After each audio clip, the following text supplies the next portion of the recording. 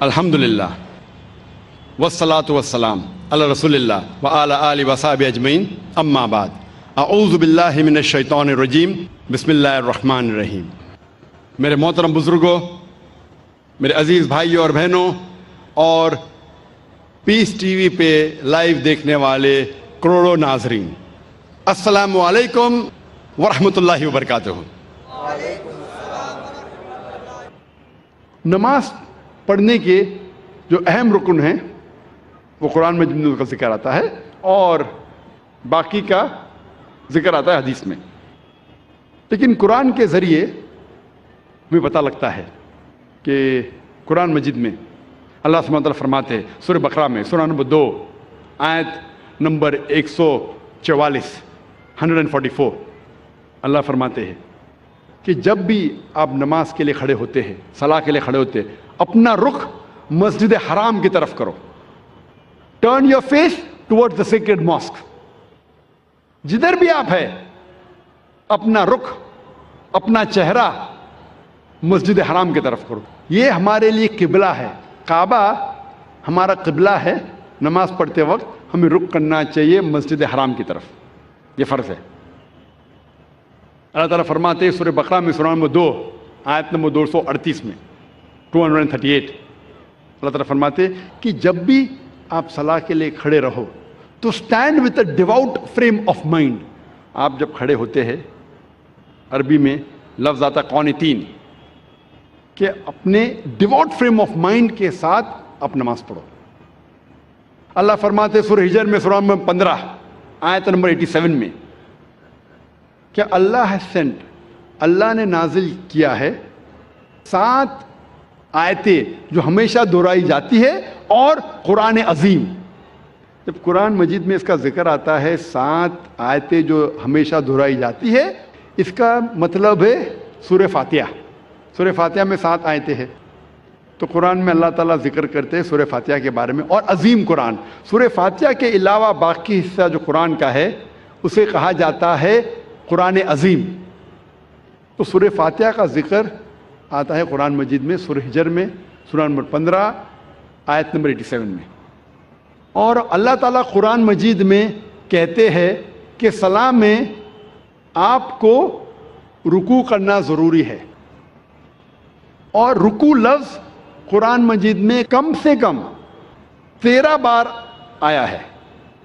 اور صلاح کا اہم رکن جو ہے وہ سجدہ ہے، اپنے ماتھے کو زمین پہ ٹیکنا کہتے ہیں سجدہ۔ اور سجدہ کا لفظ قرآن مجید میں 92 ٹائمز آیا ہے، قرآن مجید 92 ٹائمز۔ اور اللہ تعالیٰ فرماتے ہیں سورہ ال-عمران میں، سورہ نمبر 3 آیت نمبر 43 میں، یہاں مریم مقنت لربی کی وسجدی ورقی ما یا رقین، کہ اے مریم آپ اللہ کی عبادت کرو اور سجدہ کرو اور رکوع کرو ان لوگوں کے ساتھ جو رکوع کر رہے ہیں۔ اور اللہ تعالیٰ فرماتے ہیں سورہ حج میں، سورہ نمبر 22 آیت نمبر 77 میں، کہ اے مومنو رکوع کرو اور سجدہ کرو اور اچھے کام کرو تاکہ آپ فلاح پاؤ۔ تو کئی بار قرآن مجید میں کہا گیا رکوع کے بارے میں اور سجدے کے بارے میں۔ اور اس کے علاوہ قرآن مجید میں کئی بار کہا گیا اطیعوا اللہ واطیعوا الرسول، اللہ کی اطاعت کرو اور اللہ کے رسول کی اطاعت کرو۔ کئی بار قرآن مجید میں آتا ہے۔ سورہ ال-عمران سورہ نمبر 3 آیت نمبر 32، سورہ ال-عمران سورہ نمبر 3 آیت نمبر 132، سورہ نساء سورہ نمبر 4 آیت نمبر 59، سورہ مائدہ سورہ نمبر 5 آیت نمبر 92، سورہ انفال سورہ نمبر 8 آیت نمبر 1، سورہ انفال سورہ نمبر 8 آیت نمبر 20، سورہ انفال سورہ نمبر 8 آیت نمبر 46، سورہ نور سورہ نمبر 24 آیت نمبر 56، سورہ نور سورہ نمبر 24 آیت نمبر 54، سورہ محمد سورہ نمبر 47 آیت نمبر 33، سورہ مجادلہ سورہ نمبر 58 آیت نمبر 13، سورہ تغابن سورہ نمبر 64 آیت نمبر 12۔ کم از کم قرآن مجید میں 12 جگہ کہا گیا ہے اطیعوا اللہ واطیعوا الرسول، اللہ کی اطاعت کرو، اللہ کے رسول کی اطاعت کرو۔ اس کا مطلب اللہ کے علاوہ جو بھی اللہ کے رسول فرماتے ہیں حکم کرتے ہیں، ہمارے لیے فرض ہے کہ اسے ہم مانیں۔ تو صلاح کی باقی رکن، باقی چھوٹی چیزیں کس طریقے سے پڑھی جاتی ہے وہ ذکر آتا ہے حدیث میں۔ جب اللہ کے رسول کی صحیح حدیث پڑھیں گے تو باقی چیز ہمیں ملتی ہے۔ اور اللہ کے رسول فرماتے ہیں صحیح بخاری میں جلد نمبر 1 کتاب الآذان چیپٹر نمبر 18 حدیث نمبر 604 میں، پرے ایز یو سی می پرے، نماز پڑھو جس طریقے سے آپ مجھے پڑھتے ہوئے دیکھ رہے ہیں۔ اور یہ حدیث دہرائی گئی ہے کئی جگہ، یہ دہرائی گئی ہے صحیح بخاری میں جلد نمبر 9 میں حدیث نمبر 352 352، جہاں اللہ کے رسول فرماتے کہ نماز پڑھو اس طریقے سے جس طریقے سے آپ مجھے پڑھتے ہوئے دیکھ رہے ہیں۔ تو باقی چیز نماز کے بارے میں ہمیں ملتی ہے اللہ کے رسول کی صحیح حدیثوں میں۔ اللہ فرماتے ہیں سورہ داریات میں سورہ نمبر 51 چیپٹر 51 ورس نمبر 56 ورس 56، وما خلقت الجن والانس الا لیعبدون، اللہ سبحانہ و تعالیٰ نے جن اور انسان کو اسی لیے بنایا ہے تاکہ وہ اللہ کی عبادت کرے۔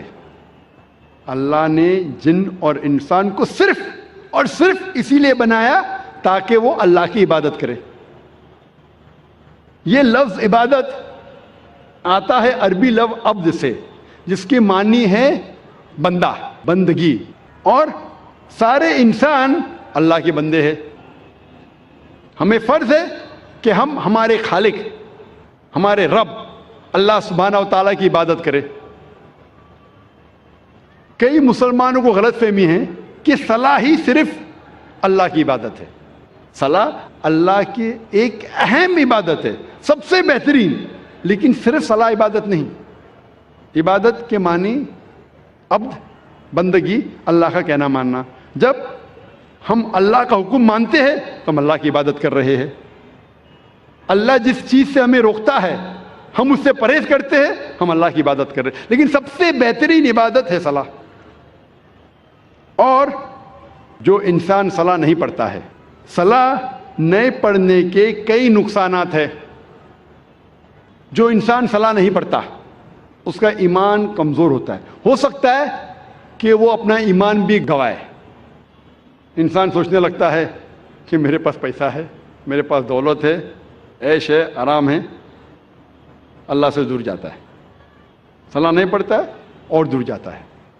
صلاح نہیں پڑھنے سے آپ کی زندگی میں ڈسپلن نہیں آتا ہے۔ ہو سکتا ہے کوئی شخص مجھ سے پوچھے گا، میں کئی لوگ کو جانتا ہوں جو صلاح نہیں پڑھتے لیکن ایک دم پابند ہے، اپوائنٹمنٹ کے پابند ہے، ڈسپلن ہے۔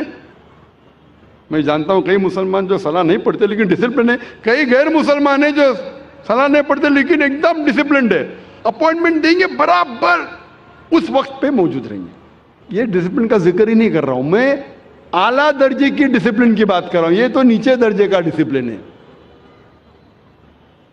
اور آپ کبھی بھی دیکھیں گے اپوائنٹمنٹ کے بارے میں، اگر کوئی شخص اپنے ملازم کو اپوائنٹمنٹ دے رہا ہے تو اکثر وہ اگر اپوائنٹمنٹ کے پابندی بھی نہیں کریں گا اسے کوئی فرق پڑتا نہیں، میرا ملازم ہے میں آدھا گھنٹہ لیٹ جاؤں کیا فرق پڑتا ہے، کیونکہ وہ اس سے نیچا ہے۔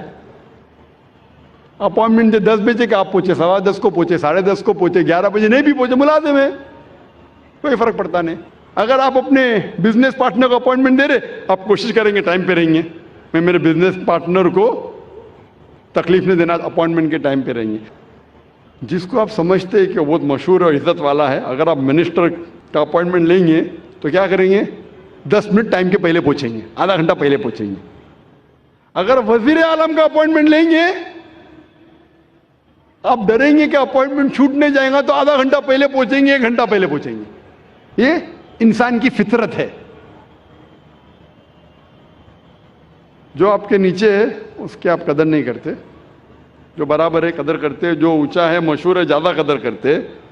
اس لحاظ سے اگر مان لو یہ چیز صحیح ہے، مان لو کہ یہ اپوائنٹمنٹ کا طریقہ صحیح ہے کہ اگر ٹکر کا ہے تو میں ٹائم پہ جاؤں، زیادہ اونچا ہے تو اور احتیاط رکھو۔ جب آپ کا اپوائنٹمنٹ آپ کے رب کے ساتھ ہے تو کتنی پابندی آپ کو کرنا چاہیے، اور رب کا مقابلہ मखलूक से कर ही नहीं सकते। अगर वजीर को मिलने के लिए इतनी पाबंदी कर रहे तो अपने रब को मिलने के लिए कितनी पाबंदी करना चाहिए आपको? रब का मुकाबला वजीर से हो ही नहीं सकता है। वलम यकुल लहू कुफुवन अहद, उसके जैसा कोई नहीं है। तो मैं उस अपॉइंटमेंट की बात कर रहा हूं, ऊंचे दर्जे की। अगर सलाह से दूर रहेंगे तो आपकी जिंदगी में डिसिप्लिन आएगा ही नहीं। जब वजीर आपका थोड़ा फेवर करता है तो आप हिल जाते हैं, उसके लिए कुछ भी करने को तैयार है। हमारा खालिक आपको जिंदगी दी है, हमें जिंदगी दी है, हमें इतने नियामत दी है, हम कितना शुक्र अदा करते हैं। और जो सबसे बेहतरीन नियामत है वो तो हम कभी सोचते भी नहीं। मैं आपसे पूछना चाहता हूं कि सबसे बेहतरीन नियामत क्या है जो जरूरी है आपके लिए जीने के लिए? क्या है? क्या है? हवा। शायद आपने तकरीर सुन चुकी है पहले। हाँ, मैं पूछना चाहता हूं कितने लोग हमारे खालिक का शुक्रिया अदा करते कि हवा जो हमें चंद मिनटों के लिए नहीं मिलेंगी तो मर जाएंगे। चंद मिनटों के लिए हवा नहीं मिलेंगी, हम बोलते या रब शुक्रिया, आपने हमें घर दिया, आपने हमें गाड़ी दी। कितने लोग शुक्रिया अदा करते पानी के लिए, कितने लोग शुक्रिया अदा करते हवा के लिए। ये जीने के लिए जरूरी है। जब मैंने मेरे बच्चों से कंपटीशन लगाई कि सबसे ज्यादा आप क्या शुक्र अदा करेंगे अल्लाह का, तो एक से बढ़कर एक जवाब था। मेरी छोटी बेटी रुजदा ने कहा सबसे बेहतरीन मैं शुक्रिया अदा करूंगी, अल्लाह ने हमें ईमान दिया। माशाअल्लाह, ये हवा से भी बेहतर है। ईमान जो अल्लाह ने हमें दिया है वो हवा से भी बेहतर है। लेकिन जीने के लिए जरूरी है हवा। तो वो खालिक जो हमें इतने नियामत बरसा रहा है, उसका अपॉइंटमेंट का आपको कोई फिक्र नहीं।